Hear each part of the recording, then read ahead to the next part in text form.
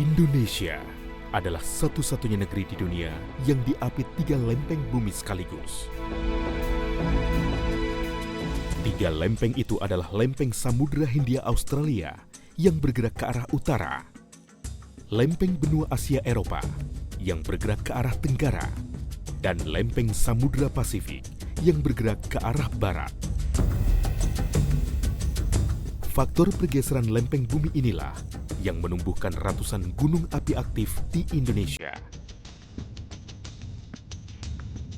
Usur gunung api aktif ini dari Semenanjung Kamtsatka berlanjut ke Jepang, Sumatera, Jawa, Bali, Lombok, Flores, Sulawesi, sampai ke Filipina, melingkar, membentuk cincin api.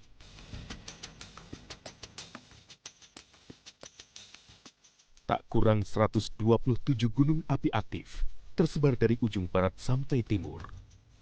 Potensi letusan gunung-gunung ini amat dahsyat. Tak salah kalau 3 ledakan gunung terbesar di planet bumi ini berasal dari gunung yang ada di Indonesia, yakni Gunung Toba, Gunung Tambora, dan Gunung Krakatau.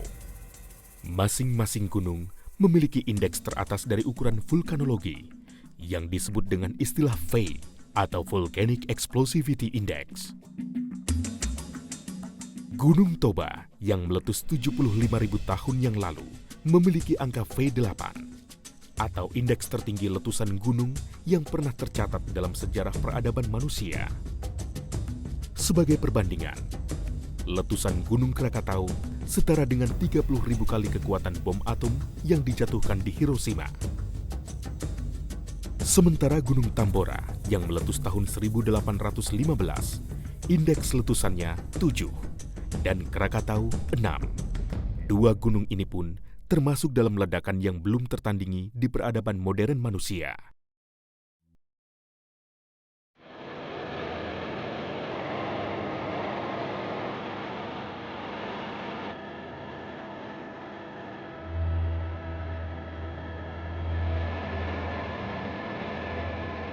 Kini Tambora menjadi gunung dengan kaldera aktif terluas di dunia. Dengan luas lebih dari 7 km persegi dan memiliki kedalaman mencapai 1 km. Kedahsyatan amukan Tambora mengantarkan banyak ahli untuk menguak misteri yang menyelimutinya sampai hari ini.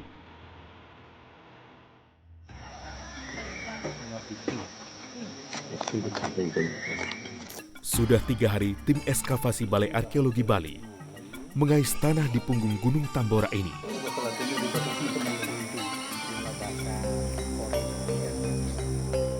Sisa-sisa peradaban masa lalu makin terungkap dengan semakin dalam mereka menggali tanah yang bercampur piroklastik atau material vulkanik Gunung Tambora. Kita menemukan sejumlah temuan komponen bangunan yang tentunya sebagian tadi kita sudah angkat ya untuk memperjelas keberadaan daripada struktur di bawah. Dan seperti kita lihat, kita menemukan umpak sebanyak 3 umpak ya. Itu jaraknya antara umpak yang satu ke umpak lain itu 260. Kemudian dari jarak yang umpak kedua selanjutnya juga 260. Dan kita menemukan juga sejumlah komponen bangunan, semacam tiang bangunan. Nah, ini merupakan tiang bangunan yang dilengkapi juga dengan pasaknya.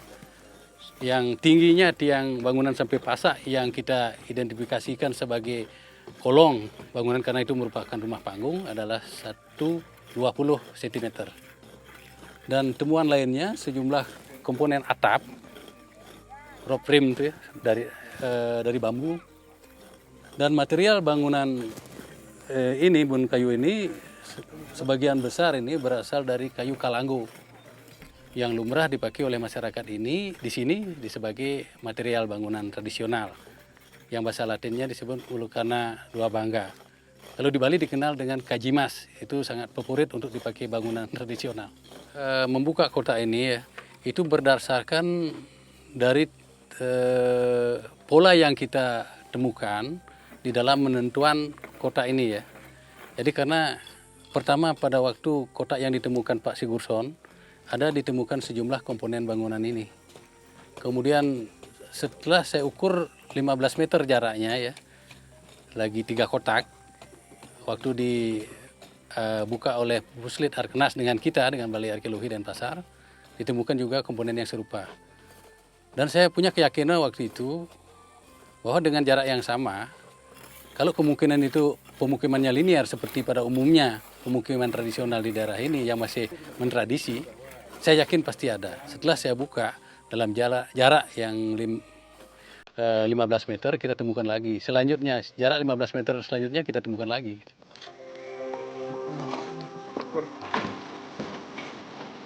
Setelah berulang kali melakukan penggalian, Ketua Tim Arkeologi Bali, Made Gria, semakin yakin dengan temuan mereka. Tidak hanya pembuktian adanya masyarakat yang mendiami wilayah ini sebelum Gunung Tambora meletus. Lebih dari itu, budaya masyarakat pun sedikit demi sedikit mulai terkuak. Di samping juga tulisan radar maker ya, yang menyebutkan bahwa tahun 1786 itu situasi di Tambora pada waktu itu cukup sulit ya, karena tidak ada air, sehingga banyak pertanian pada waktu itu tidak bagus.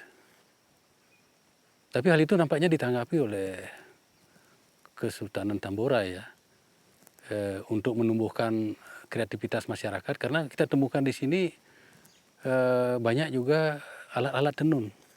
Ada indikasi bahwa Kesultanan Tambora pada waktu itu juga meningkatkan atau industri kecil yang ada di masing-masing keluarga ya, karena di sejumlah rumah-rumah yang kita temukan di pemukiman itu selalu kita temukan alat-alat tenun.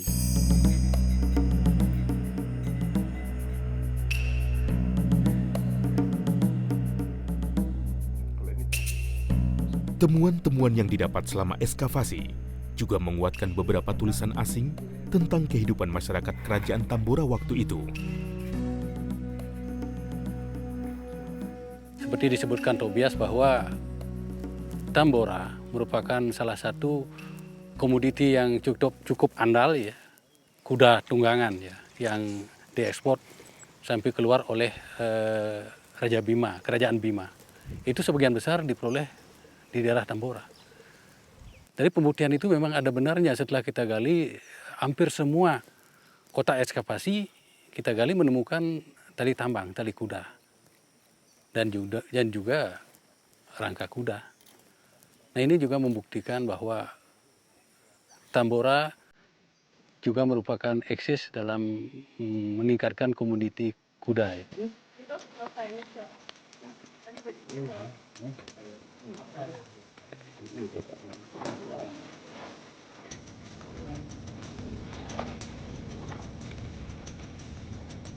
Setiap melakukan ekskavasi, tim arkeologi terus mengalami kemajuan, sehingga memperkuat pengambilan keputusan tentang penggalian sebelumnya, bahwa benar ada kerajaan yang tertimbun. Kira ini adalah perkampungan masyarakat umum di Tambora pada masa itu. Walau sudah melakukan kerja maraton, tim belum puas. Teka-teki keberadaan pusat pemerintahan dan istana kerajaan Tambora masa lalu belum juga terungkap. Termasuk penggalian pertama yang menjadi tonggak penggalian yang dilakukan sampai saat ini,